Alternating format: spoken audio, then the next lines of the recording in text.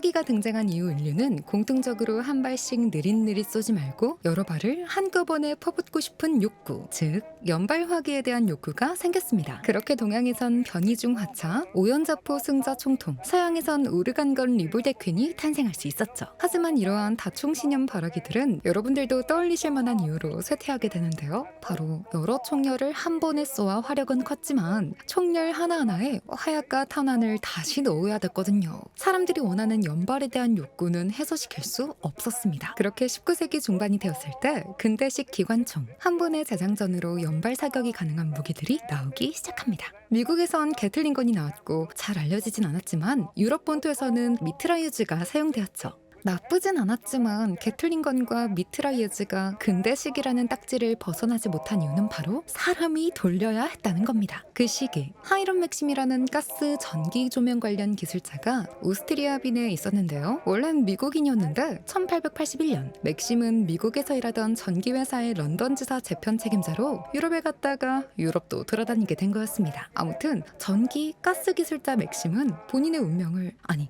세계를 바꿀 조언을 듣게 되죠. 바로 시시한 전기 연구 따위 집어치우고 유럽인들이 서로를 죽이는데 도움이 되는 걸 발명하면 더 큰 돈을 벌 거야! 라는 조언을 듣게 된 거죠. 이거 참고로 너무 거짓말 같아서 이 양반이 맥심 자서전도 읽고 PBS도 찾아봤는데 진짜 나옵니다. 그런데 이름은 안 나오고 전부 한 미국인 친구라고만 나오더라고요. 다시 돌아와서 그 말을 들은 맥심은 뭔가 파칭 했나 봅니다. 원래 가스에도 조예가 있던 맥심은 1883년에서 84년 사이에 반동과 가스 압력을 활용하는 완전 자동 기관총 메커니즘 특허를 출원합니다. 그의 핵심 아이디어는 사격 시 발생하는 반동 에너지를 다음 발사를 위한 자동 장전 동력으로 활용하는 것인데요. 이 장치는 연속 발사를 가능하게 했고 기존의 수동 크랭크 방식과 근본적으로 달랐습니다. 맥심 기관총은 방아쇠를 딸깍 누르기만 하면 와우!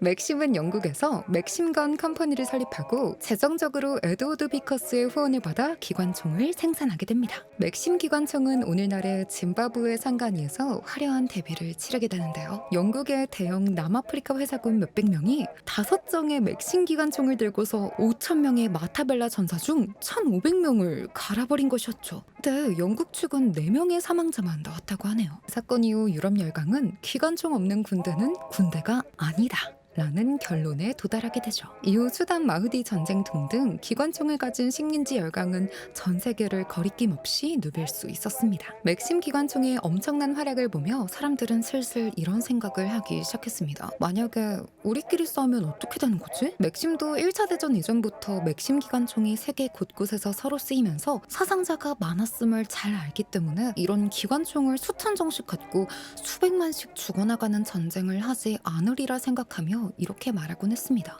아마 강대국 간 전쟁은 억제될 것이다. 그는 기관총의 존재를 알고 있는 유럽 국가들은 합리적으로 행동할 것이라는 가정을 했던 것입니다.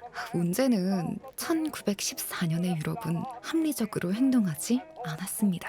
자, 끝으로 여러분들이 몰랐던 맥심의 뒷이야기 좀 풀어보도록 하겠습니다. 여러분들이 아는 맥심 기관총은 이런 모습인데요. 이렇게 둥글고 굵은 총신은 사실 순행식 튜브입니다. 여기에 냉각수를 채워서 총신이 달궈지지 않게 하는 것이죠. 순행식 튜브를 제거하면 이렇게 생겼습니다. 맥심류 기관총의 순행식 튜브는 생각보다 잘 망가졌다고 하는데요. 그래서 기관총 튜브에 손상이 가서 기관총이 무력화되는 경우가 많이 생겼고 프랑스가 다른 기관총을 사용하게 되는 이유 중 하나가 되기도 했죠. 하이럼 스티븐스 맥심은 이후 계속된 기관총 시연과 실험으로 인해 말년에 청각장애를 가졌다고 합니다. 맥심은 1차 세계대전 1년 후 이 영상의 내용 출처 중 하나인 자서전을 출시하면서 기관총에 대해 그 결과가 이렇게 쓸 줄은 알았다. 하지만 이런 식으로 자기 정당화와 거리두기식 서술을 통해 복잡한 감정을 표현했죠. 하이럼 스티븐스 맥심은 1916년 11월 24일 1차 대전 최악의 전투 중 하나인 솜전투가 종결된 지 6일 후 사망하게 됩니다. 그의 아들 하이럼 퍼시 맥심은 발명가 아버지의 피를 이어받은 것인지 세계 최초의 상업적 총기 소음기를 발명하기도 했죠.